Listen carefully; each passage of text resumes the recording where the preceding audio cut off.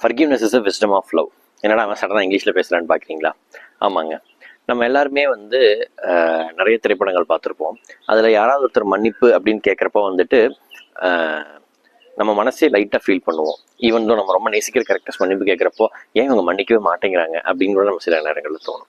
நான் ஒரு சின்ன ஒரு கதை சொல்லி இந்த விஷயத்தை ஆரம்பிக்கலான்னு தோணுது. ஒரு ஒரு பெரிய டவுனில் ஒரு பையன் வாழ்ந்துட்டு இருந்தான்.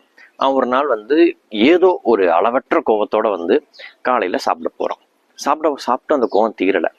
சடனாக அவன் அந்த ஒரு ரோடை கிராஸ் பண்ணி இந்த சைடு வந்த உடனே அவன் மனசு ஏதோ நம்ம இதையா கற்றுக்கிட்டோம், அல்லது நம்ம இதையா படித்தோம், அல்லது நம்ம பார்த்த திரைப்படங்கள் இதுவாக காணப்படுது, ஒருத்தங்களை மன்னிக்கிறது தான் நம்ம ஏன் இவ்வளோ மனசில் ஒரு வெயிட்டேஜோடு இருக்கணும் அப்படின்னு நினச்சவன் சடனாக என்ன பண்ணுறான், அந்த ஒரு நிமிஷம் ஜஸ்ட் ஒரு பாயிண்ட் ஆஃப் செகண்ட் நான் படித்த விஷயங்களோ அல்லது நான் நேசித்த விஷயங்களோ அல்லது நான் பார்த்த விஷயங்களோ இப்படி இல்லை, நானும் இப்படி இருக்கக்கூடாது அப்படின்னு நான் படித்தது எல்லாத்தையும் இன்ஸ்பிரேஷனாக எடுத்துக்கிட்டு அந்த நிமிஷம் தனக்கு ரொம்ப ஒரு துன்பம் கொடுத்தவங்க, தனக்கு ரொம்ப தவறு தனக்கு வந்து ரொம்ப தவறு புரிஞ்சவங்க ஒருத்தங்களை மன்னிக்க தயாராயிட்டான்.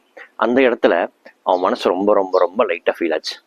இந்த விஷயத்த கேட்டப்போ எனக்கு தோணுன ஒரே விஷயம், அவன் அப்போதான் மனுஷனாயிருக்கான் அப்படின்னு. ஏன் அப்போ அது வரைக்கும் அவன் மனுஷன் இல்லையா அப்படின்னு நீங்கள் கேட்டிங்கன்னா, நம்ம எல்லாருமே மனுஷங்களாக தான் இருக்கிறோம். ஆனால் நம்ம ஏதோ ஒரு டேர்னில் ஏதோ ஒரு இடத்துல வந்து ஒரு வன்மமோ அல்லது ஒரு அளவற்ற கோபம், ஒரு சில ஸ்டேஜில் நம்ம மீதே ஒரு கோபம் இருக்கும். அப்படி இருக்கிற ஸ்டேஜில் வந்து நம்ம மன்னிக்காமல் எல்லாத்தையும் தலையில் ஏற்றிக்கிட்டு நம்ம லைஃப்பையும் வாழாமல் இருந்திருப்போம்.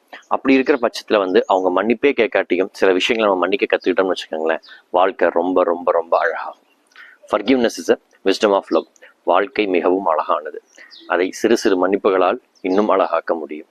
நாம் மனிதனாக வாழ வேண்டும் என்றால் சிலரை மன்னிக்கவும் கற்றுக்கொள்ள வேண்டும். மறப்போம், மன்னிப்போம், அன்பை விதைப்போம்.